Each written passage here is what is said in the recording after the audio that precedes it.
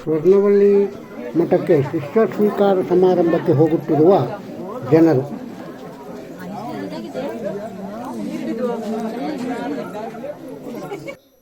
ಸ್ವರ್ಣವಳ್ಳಿ ಶಾಲ್ಮಲಾ ನದಿ ತೀರದಿಂದ ವಟು ದೀಕ್ಷೆ ಪಡೆದು ಬಂದ ಸ್ವಾಮಿಗಳು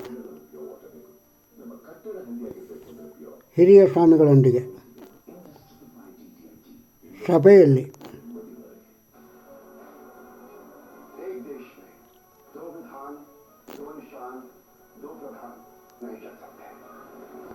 ಆಗಮಿಸುತ್ತಿರುವುದು.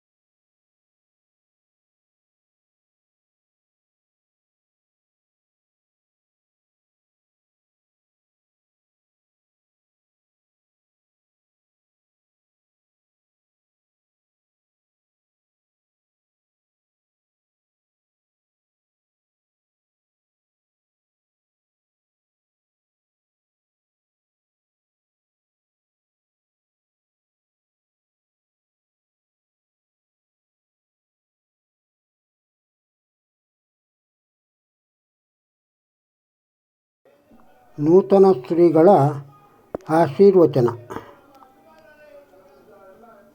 ಈಗ ಪ್ರಾರಂಭ. ಸಂಜೀವಯತ್ಯಖಿಲಶಕ್ತಿಧರಸ್ವಧಾಮ್ನಾ ಅನ್ಯಾಂಶ್ಚ ಹಸ್ತಚರಣಶ್ರವಣತ್ವಗಾದೀನ್ ಪ್ರಾಣಾನ್ ನಮೋ ಭಗವತೆ ಪುರುಷಾಯ ತುಭ್ಯಂ. ಉಪಾಸ್ಮಹೇ ನೃಸಿಂಹಾಖ್ಯಂ ಬ್ರಹ್ಮವೇದಾಂತಗೋಚರಂ ಭೂಯೋ ಲಾಳಿತ ಸಂಸಾರಚ್ಛೇದಹೇತುಂ ಜಗದ್ಗುರುಂ. ಶ್ರುತಿಸ್ಮೃತಿಪುರಾಣಾನಾಂ ಆಲಯಂ ಕರುಣಾಲಯಂ ನಮಾಮಿ ಭಗವತ್ಪಾದ ಶಂಕರಂ ಲೋಕಶಂಕರಂ. ಶ್ರೀ ಗುರುಭ್ಯೋ ನಮಃ.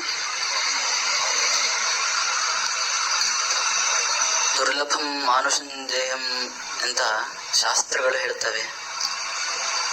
ಅತ್ಯಂತ ದುರ್ಲಭವಾದದ್ದು ಈ ಮನುಷ್ಯ ಜನ್ಮ. ಈ ಮನುಷ್ಯ ಜನ್ಮ ಹೇಳುವಂಥದ್ದು ನಮಗೆಲ್ರಿಗೂ ಪ್ರಾಪ್ತವಾಗಿದೆ. ಈ ಮನುಷ್ಯ ಜನ್ಮದ ಮುಖ್ಯ ಗುರಿ ಮೋಕ್ಷವನ್ನು ಹೊಂದುವುದಾಗಿರಬೇಕು. ಈ ಜನ್ಮ ಮೃತ್ಯುವಿನ ಸಂಸಾರದಿಂದ ಮುಕ್ತಿಯನ್ನ ಹೊಂದುವುದಾಗಿರಬೇಕು.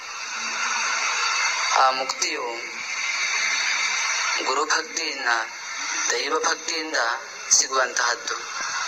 ಗುರುಚರಣಾಂಭುಜ ನಿರ್ಭರ ಭಕ್ತ ಸಂಸಾರಾದಚಿರಾತ್ ಭವ ಮುಕ್ತ. ಅಂದರೆ ಸದ್ಗುರುವಿನ ಭಕ್ತಿಯನ್ನು ಹೆಚ್ಚಿಗೆ ಮಾಡಿದ ಹಾಗೆ ಈ ಸಂಸಾರ ಬಂಧ ವಿಮುಕ್ತಿ ಹೇಳುವುದು ನಮ್ಮ ಹತ್ರ ಹೆಚ್ಚು ಬರ್ತದೆ. ಈ ದೃಢ ಭಕ್ತಿಯಿಂದ ಪ್ರಾಪ್ತವಾಗುವಂತಹ ಅನುಗ್ರಹ ಮಾತಿನಿಂದ ವರ್ಣಿಸಲಿಕ್ಕೆ ಸಾಧ್ಯ ಇಲ್ಲ. ಅನೇಕ ಜನ್ಮ ಸಂಪ್ರಾಪ್ತ ಕರ್ಮೇಂಧನ ವಿದಾಹಿನೆ ಜ್ಞಾನಾನಲ ಪ್ರಭಾವೇನ ತಸ್ಮೈ ಶ್ರೀ ಗುರವೇ ನಮಃ. ಅಂದ್ರೆ ಹೇಗೆ ಕಟ್ಟಿಗೆಯು ಅಗ್ನಿಯನ್ನು ಸುಡುತ್ತದೆಯೋ ಹಾಗೆ ನಾವು ಅನೇಕ ಜನ್ಮಗಳಿಂದ ಮಾಡಿಕೊಂಡು ಬಂದಂತಹ ಕರ್ಮಗಳ ರಾಶಿಯನ್ನ ಸದ್ಗುರುವಿನ ಅನುಗ್ರಹದಿಂದ ಪ್ರಾಪ್ತವಾದ ಆತ್ಮಜ್ಞಾನವೆಂಬ ಅಗ್ನಿಯು ಸುಟ್ಟು ನಾಶ ಮಾಡುತ್ತದೆ. ಗುರು ಸಂತೋಷಣಾ ದೇವ ಮುಕ್ತೋ ಭವತಿ ಪಾರ್ವತಿ ಎಂಬುದಾಗಿ ಗುರು ಗೀತೆಯಲ್ಲಿ ಹೇಳಿದ್ದಾರೆ. ಗುರುಗಳ ಸಂತೋಷ ಮಾತ್ರದಿಂದಲೇ ಮುಕ್ತಿಯನ್ನು ಹೊಂದಬಹುದು.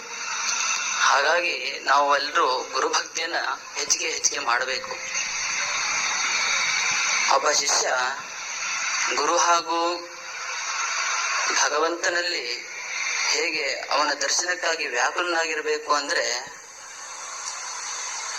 ಇಂದು ರಾಮಕೃಷ್ಣ ಪರಮಹಂಸರು ಹೇಳ್ತಾರೆ. ಇದಕ್ಕೆ ಒಂದು ಉದಾಹರಣೆಯನ್ನ ಚೆನ್ನಾಗಿದೆ ಹೇಳ್ಬಹುದು. ಒಬ್ಬ ಕಳ್ಳ ತನ್ನ ಪಕ್ಕದ ಕೋಣೆಯಲ್ಲಿ ಅಪಾರವಾದ ಧನ ಸಂಪತ್ತಿದೆ ಅಂತ ತಿಳಿದಾಗ ಹೇಗೆ ಆತ ಅದನ್ನು ಪಡ್ಕೊಳ್ಳಿಕ್ಕೆ ವ್ಯಾಕುಲನಾಗ್ತಾನೋ ಹಾಗೆ ನಾವುಗಳು ಗುರು ಹಾಗೂ ಭಗವಂತನ ದರ್ಶನಕ್ಕಾಗಿ ವ್ಯಾಕುಲನಾಗಿರಬೇಕು. ಆ ವ್ಯಾಕುಲತೆ ಹೇಳುದು ಸುಮ್ಮನೆ ಬರುವುದಿಲ್ಲ.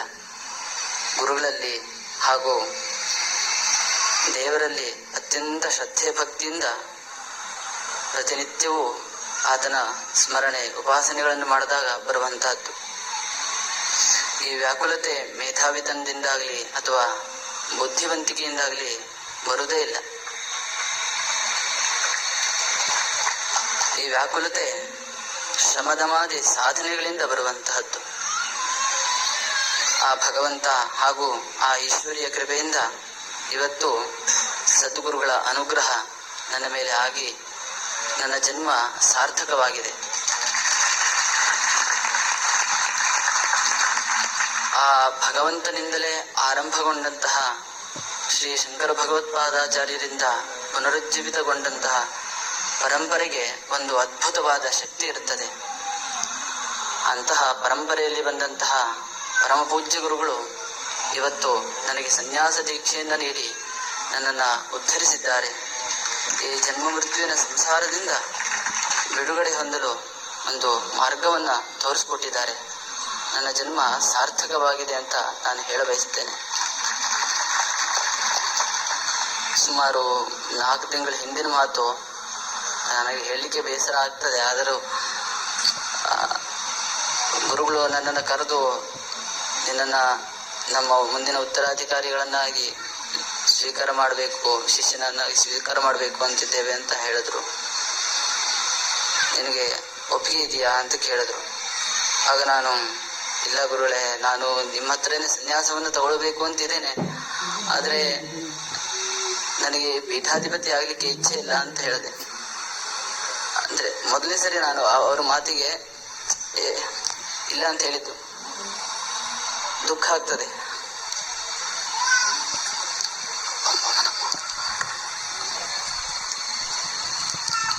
ಆಗ ಅವರು ಮತ್ತು ಕಾರಣ ಯಾಕೆ ಅಂತ ಕೇಳಿದ್ರು.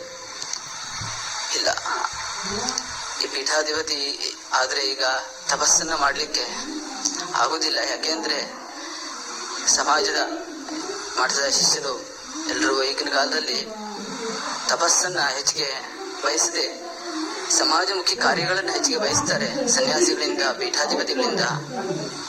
ಹಾಗಾಗಿ ನಾನು ಮೊದಲಿಂದನೂ ತಪಸ್ಸನ್ನ ಮಾಡಬೇಕು, ಏಕಾಂತದಲ್ಲಿರಬೇಕು ಅಂತ ಬಯಸಿದವನು. ಅದಕ್ಕೆ ತೊಂದರೆ ಆಗತ್ತೆ ಅಂತ ಹೇಳಿದೆ. ಮತ್ತೆ ಇದನ್ನೆಲ್ಲ ನಡ್ಸ್ಕೊಂಡು ಹೋಗ್ಲಿಕ್ಕೆ ಸ್ವಲ್ಪ ಕಷ್ಟನೂ ಆಗ್ಬೋದು, ನನ್ನಿಂದ ಸಾಧ್ಯನಾ ಅಂತ ಕೇಳಿದೆ.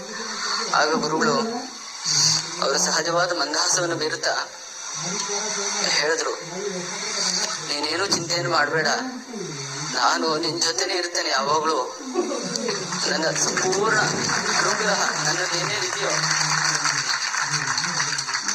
ಏನೇನಿದೆಯೋ ಅದನ್ನೆಲ್ಲ ಸಂಪೂರ್ಣವಾಗಿ ನಿನಗೆ ಧಾರೆ ಎರೆದು ನಿನಗೆ ಪರಿಪೂರ್ಣ ಅನುಗ್ರಹವನ್ನು ಮಾಡ್ತೇನೆ ಅಂತ ಹೇಳಿದ್ರು. ಇವತ್ತಿನ ನನ್ನ ಈ ಸಂಪೂರ್ಣ ಉತ್ಕರ್ಷಕ್ಕೆ ನನ್ನ ಗುರುಗಳೇ ಕಾರಣ. ಇದನ್ನ 1000 ಸರಿ ಹೇಳಿದ್ರು ಸಾಕಾಗುವುದಿಲ್ಲ.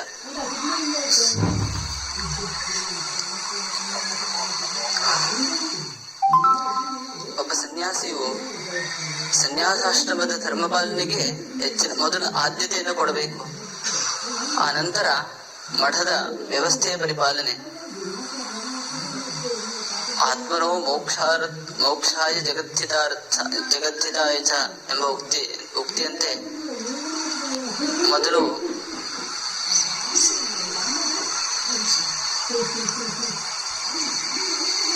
ಸನ್ಯಾಸಾಶ್ರಮದ ಮೂಲ ಉದ್ದೇಶ ತಪಸ್ಸಿನ ಮೂಲಕ ಭಗವತ್ ಸಾಕ್ಷಾತ್ಕಾರ, ತನ್ಮೂಲಕ ಲೋಕ ಕಲ್ಯಾಣ.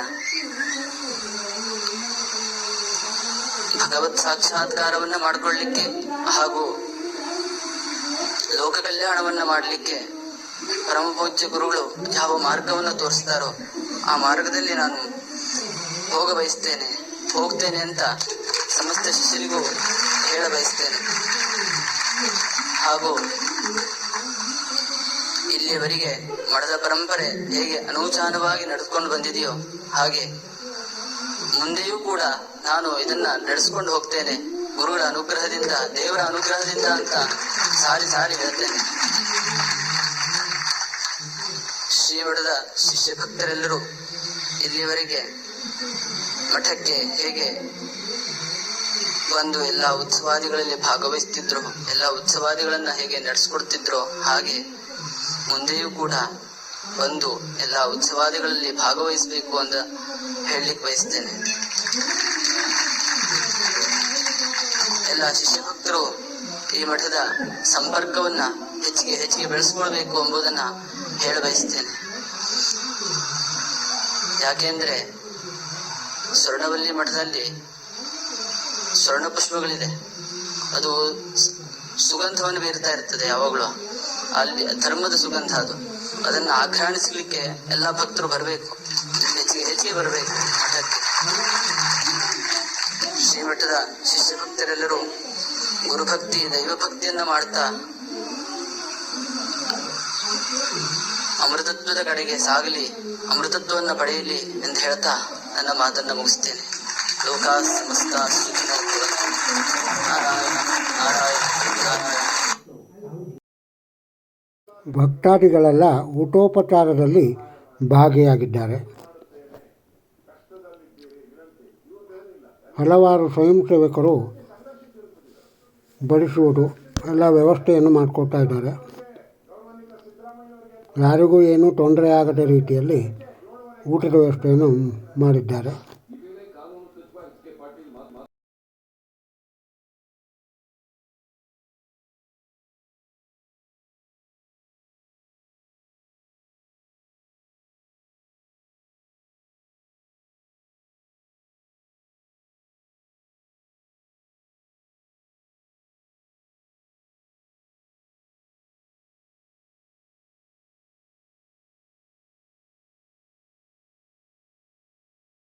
ಈ ವಿಡಿಯೋವನ್ನು ನೋಡಿ ಒಂದು ಲೈಕ್ ಕೊಡಿ, ಬೇರೆಯವರಿಗೂ ಶೇರ್ ಮಾಡಿ.